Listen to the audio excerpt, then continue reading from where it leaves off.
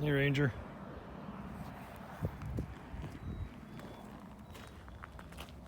So, fall went pretty good.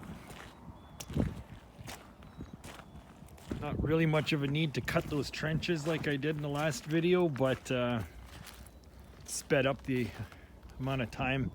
There was all that slushy snow here, so that's all gone. So in preparation for all of this new space and new season coming, I decided to put the snowblower back on my tractor.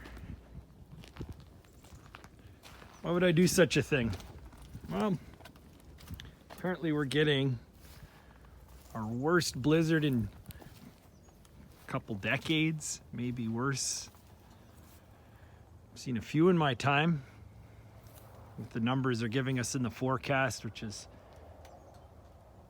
anywhere from 40 to 50 centimeters of snow and 90k winds for about 2 straight days. I'd say that's pretty much up there with some of the doozies that have been recorded around here. Ranger.